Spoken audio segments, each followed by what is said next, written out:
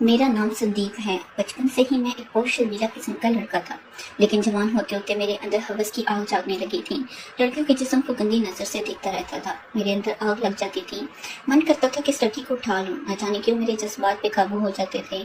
जो भी लड़की दिखता इसके पीछे घूमता फिरता और इसके जिस्म का जो भी हिस्सा खुला नजर आता, मेरी नजर वहीं अटक जाती। किसी काम में मन नहीं लगता, बिल्कुल नाकारा हो चुका था। एक दिन मेरे पापा बहुत बीमार हो गए। मुझे बुलाया, कहा संदीप तुम्हारी माँ तो बहुत बिल्कुल परेशान हो गई हूँ। मैं बच्चों चाहता हूँ मेरा काम अब से तुम संभालो। इन्होंने मुझे अपना वीडियो कैमरा दे दिया और कहा अच्छी बात, तुम शादियों में वीडियो बनाओगे और हमारी दुकान में बैठोगे। मेरे पापा की तबीयत कुछ ज्यादा ही खराब थी, जिस वजह से मजबूरन मुझे इस काम पर हाथ लगाना पड़ा। जल्दी ही मुझे मूवी बनाने का पहला कॉन्ट्रैक्ट मिला तो मैं शादी में पहुंच गया। वहां पहुंचकर मुझे एहसास हुआ कि यहाँ काम मेरे मतलब का है। मैं दुल्हन की तरह तरह के पोज में फोटो ले लेता, शादी में खूबसूरत कन्या मंडला रही थी और मैं इन सब की वीडियो बनाता रहता। घर पर जब आया तो न जाने क्यों अपने काम से बहुत खुश था। अब तो ये रोज का हो गया था। थोड़ा मेरा कॉन्फिडेंस बढ़ा तो मैं लड़कियों के दुपट्टे में हाथ देता, तो कभी किसी लड़की के रेशमी बाल में। पर मेरी हसरतें बढ़ती चली गई। मैं लड़कियों को रोमांटिक पोज देने को भी सिखाने लगा था। धीरे धीरे ऐसा हो गया कि पति से पहले ही मैं इन लड़कियों के शरीर को छू लेता था और फिर मेरे ख्यालों में वही लड़कियां रहती थी। मेरे पापा भी बीमार थे, लेकिन घर का खर्चा चलाने हुए मेरे पापा की देखकर खुश थे कि कम से कम मेरा किसी काम में मन लग गया। एक दिन शादी में गया हुआ था, वहाँ मुझे एक लड़की मिली। वो काफी परेशान नजर आ रही थी। ऐसा लग रहा था कि वो शादी नहीं करना चाहती। मैं इसके वीडियो बनाने के बहाने से तरह तरह के पोज दिखा रहा था। इसके हाथों गालों इसके चेहरे को छू रहा था कि न जाने क्यों लड़की का हुस्न मुझे अपनी ओर आकर्षित करने लगा था। इसे नजर पर देखते ही मैं बेकाबू होने लगा था, लेकिन फिर अपने आप को समझाने लगा, संदीप लड़की तेरी नहीं हो सकती, इसकी शादी हो रही है। इसकी गुलाबी फोटो को देखकर मन करता कि इसे चूम लूं। वहाँ लड़की भी मेरे साथ शूटिंग करते करते धीरे धीरे खिलने लगी कि न जाने क्यों उसके चेहरे में उदासी नजर आ रही। मैंने पूछा क्या बात है, क्या तुम इस शादी से खुश नहीं हो? इसने एक पल मेरी तरफ देखा, फिर उदासी भरी आंखों से मुझसे बोली, ऐसी कोई बात नहीं है, मैं बस थोड़ी नर्वस हूँ। इस लड़की की घबराहट की वजह मुझे बिल्कुल भी समझ नहीं आई, पर इसका दुबैया जिसम मुझे काबू कर रहा था। इस लड़की की शादी हो चुकी थी और न जाने क्यों मन ही मन में उदास था। कभी सोचा ना था कभी किसी लड़की की शादी में जाकर इसे दिल लगा बैठूंगा। खैर, इस लड़की को दिमाग से निकालने के लिए मैंने काम जारी रखा। एक दिन मैं शादी में था तो मैंने देखा एक शॉर्ट स्माइल 22 साल की औरत मेरे पास आकर मुझे अपना वीडियो बनाने को कहा। मैं इस औरत को हैरत भरी निगाहों से देखने लगा, फिर सोचा शायद दुल्हन की कोई रिलेटिव होगी, तो मैं इसका वीडियो बनाने लगा। वो औरत ने बड़े अजीब से कपड़े पहन रखे थे। इसकी फोटोशूट करने के बाद इसने कहा, तुम कब से काम कर रहे हो? मैंने कहा मुझे 2 महीने हो गए हैं। फिर इसने पूछा कितने में? मैंने कहा एक शादी के 2 मिल जाते हैं। इसने कहा क्या तुम मेरे साथ काम करना पसंद करोगी? मेरी 3 घंटे की शूटिंग है, मैं तुम्हें लाखों रुपए दूंगी। ये बात सुनकर मेरा सर चकरा गया और मैं इसे हैरत भरी निगाहों से देखने लगा। शादी के पूरे 1-2 दिन शूटिंग में भी मुझे सिर्फ 2000 मिलते हैं। 3 मेरे घंटे में लाखों रुपए देने की बात कर रही थी। मैं हैरत में था। इसने कहा क्या बात है, क्या सोच रहे हो? इसने फौरन अपना कार्ड निकाला और मेरे हाथों में थमा दिया, अगर तुम्हें मंजूर हो तो मेरे फ्लैट में आ जाना और बात कर लेना।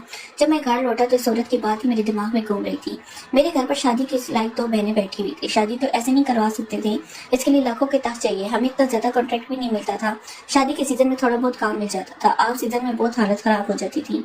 किसी तरीके से हमारा घर ही चल पाता था। बहनों की शादी के लिए पैसे इकट्ठे नहीं हो पाते थे। मैं सोच में था कि मैं क्या करूं। मेरे पापा की तबीयत अभी काफी हद तक ठीक हो चुकी थी, लेकिन इन्होंने अब तक काम नहीं संभाला था। मैंने सोचा पहले सोरा से जाकर बात करके देखता हूँ कि मामला क्या है। अगली सुबह मैं इसके एड्रेस में पहुंच गया। दरवाजे की बेल बजाई तो औरत ने आकर दरवाजा खोला। इसे नजरें मिलते ही मुझे हैरत का झटका लगा। वो फोन पर किसी के साथ बात कर रही थी। मुझे देखकर मुस्कुराई और अंदर बुला लिया। कहा सोफे में बैठ जाओ, और मेरे सामने घूम घूम कर किसी से फोन पर बात कर रही थी और मैं सर से पांव तक इसे ताड़ रहा था। इसने एक बिल्कुल जालीदार मैक्सी पहन रखी थी और मेरी नजर किसी एक्सरे मशीन की तरह इसके खुले अंडों को देख रही थी। मेरे अंदर हवस जागने लगी थी। वहां किसी देवी की तरह मेरे सामने ठहर रही थी। थोड़ी देर बाद इसने सामने टेबल पर पड़ी सिगरेट की पैकेट उठा ली और सिगरेट का कश लगाने लगी।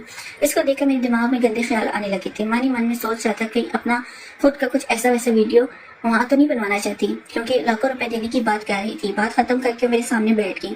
कहा मेरे साथ अगर काम करना चाहते हो तुम्हें 6 महीने का कॉन्ट्रैक्ट साइन करना पड़ेगा। तुम 6 महीने के दौरान किसी और के लिए काम नहीं कर सकते। ये सुनकर मुझे अपने कानों पर यकीन नहीं हो रहा था। मैं तो यहाँ पार्ट टाइम काम के इरादे से आया था, क्योंकि ये कह रही थी कि 3 घंटे का काम है। अभी 6 महीने के कॉन्ट्रैक्ट की बात क्यों कर रही है? मैं अपना दिमाग दौड़ाने लगा, क्योंकि शादियों की कॉन्ट्रैक्ट में भी 2 दिन की होती है। इतने लंबे टाइम के लिए किसी के साथ काम नहीं करना चाहता था। 6 महीने के दौरान तो और भी शादियों के कॉन्ट्रैक्ट आएंगे और यहाँ औरत मुझे कितने पैसे देगी? 6 महीने तक 3 लाख देगी तो इससे अपना नुकसान हो जाएगा। वो मेरी तरफ मुस्कुरा कर ऐसे देखने लगी कि इसे समझ आ चुका था मैं इस कॉन्ट्रैक्ट के लिए हाँ कर दूंगा, जबकि मैं इस कॉन्ट्रैक्ट को ना करने वाला था। वो कुछ ज्यादा ही कॉन्फिडेंट नजर आ रही थी। टेबल के नीचे से इसने चेक बुक निकाली, कहने लगी इस काम के एडवांस मैं तुम्हें दे देती हूँ। चेक बुक में अमाउंट भरकर इसने चेक मेरे सामने रख दिया। जब मैंने वो अमाउंट देखी तो मेरी हैरत का ठिकाना ना रहा। मैं गौर से देखने लगा, इसमें 20 लाख रुपए थे और फिर मेरे सामने कॉन्ट्रैक्ट रख दिया और कहा इसे साइन करो। 20 लाख रुपए देखकर मैंने बिना सोचे समझे इस चेक पर साइन कर दिया। इन पैसों के लिए मैं कोई भी काम करने को तैयार था, चाहे अच्छा काम हो या चाहे बुरा, कोई साधु परविश नहीं। एक बार भी मेरे दिल में ये ख्याल नहीं आया कि ये कोई जाल हो या कोई दलदल जिसमें मैं फंस जाऊं, क्योंकि इसने पैसे एडवांस गए थे, इसका मतलब और पैसे देने वाली थी। यही वजह मैंने कॉन्ट्रैक्ट साइन करके इनके हाथों में थमा दिया। फिर अपने घर खुशी खुशी आ गया। आते ही मेरी माँ मेरे पास आई, कही बेटा तेरी बहन को देखने के लिए आज लड़के आए थे।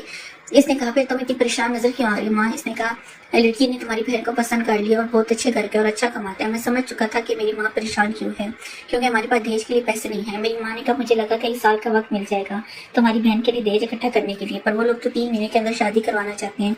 मैंने कहा मुझे एक बड़ा कॉन्ट्रैक्ट मिला, आप चाहे तो शादी के लिए हाँ कर दें, पैसे का इंतजाम मैं कर दूंगा। मैं खुशी खुशी अपने पापा के पास चला गया और कहा पापा बहन की शादी के लिए मुझे एक एक्स्ट्रा काम मिल गया, इसलिए आप दुकान पर बैठ जाएं और शादी वाला काम अब संभालें, मुझे कल से काम पर जाना है। इस औरत ने मुझे यहाँ एड्रेस समझा दिया था जहाँ मुझे कल जाना था। मैं इस बात से बिल्कुल बेखबर था कि मुझे क्या काम करना है। मेरे पापा दुकान में चले गए थे और मैं दोपहर करीब 2 बजे फ्लैट पर पहुंच गया।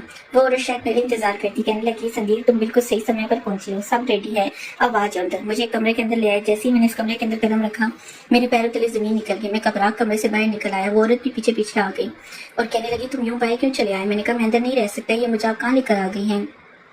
यहाँ काम कर पाना मेरे लिए नामुमकिन है। इसने कहा मैं अगर तुमने ये काम नहीं किया तो कॉन्ट्रैक्ट के हिसाब से तुम्हें इसके डबल पैसे मुझे देने पड़ेंगे, तुम्हें हर हाल में 6 महीने तक मेरा काम करना पड़ेगा। ये सुनकर मानो मेरे सर पर आसमान टूट पड़ा। मैंने कॉन्ट्रैक्ट जल्दबाजी में पढ़ना जरूरी नहीं समझा था। मैंने सोचा जो भी काम होगा मैं कर लूंगा, पर जो नजारा मैंने अंदर देखा था मेरा दिल ठीक कर कह रहा था कि संदीप इस काम के लिए ना कर दो। परेशान होकर मैं घर आ गया था। ना मुझे खाने का मन कर रहा था, ना ही नींद आ रही थी। मैं सिर्फ यही सोचने लगा था कि अगर मैं ये काम नहीं करूंगा तो इसके डबल पैसे कैसे चुकाऊंगा। मैं किस नरक में पैर रखने जा रहा हूँ। मैं लड़कियों के हाथ खाता, लेकिन जब कभी ऐसा काम करना पड़ेगा मैंने सपने में भी नहीं सोचा था। 6 महीने के लिए तो मैं बुरा फंस चुका था। अगले दिन फिर से 2 बजे मैं वहां पहुंच गया और मुझे देखकर पूछे तुमने क्या फैसला किया, काम करोगे आज या दुगना पैसे चुका दोगे? मेरे पास कोई रास्ता नहीं था। मैंने कहा मैं आपका काम करने को तैयार हूँ। वे औरत मुझे मेरे कमरे के अंदर ले गई। 1 घंटे तक वहाँ फोटोशूट करने के बाद मेरे दिल की तेज हो गई, पसीना हो गया। यहाँ मैं किस मुसीबत में पड़ गया था। मेरे पैर बुरे से काम पड़े थे। मुझे इस लड़की का चेहरा याद आने लगा जो अपनी शादी में परेशान थी, फिर भी न चाहते हुए भी इससे शादी करनी पड़ रही थी। जैसे न चाहते हुए भी अब मेरे पास बचने का कोई उपाय नहीं था। आज पहली बार मेरी आंखों में आंसू आ गए थे। मुझे लगता था कि मेरे अंदर एक हवस छुपा है। इस फ्लैट के अंदर मेरा दिल ढक चुका था। अगले दिन जब मैं काम पर गया तो एक कम उम्र लड़की रोती हुई नजर आई। मेरा दिल बहुत नरम हो गया। मैं अंदर जाकर हर एंगल से कैमरा सेट कर दिया, पर अंदर ही अंदर न जाने क्यों मेरे दिल से टुकड़े हो गए। मैंने अपनी के बंद की और शादी वाली वो लड़की जिसका नाम नीलम था इसके ख्यालों में खो गया। इसके बाद आज भी मेरी वही हाल हुआ जो पहले हुआ था, पर धीरे धीरे काम में मुझे मजा आने लगा क्योंकि वो मेरे अंदर की आत्मा मर चुकी थी। मैंने इतनी तकलीफ झेली थी कि मैं इंसान से हैवान बनने लगा। मेरे अंदर कुछ मुड़ चुका था। मेरी माँ एक दिन खुशी खुशी कहा बेटा नेक्स्ट पार्ट के लिए चैनल को सब्सक्राइब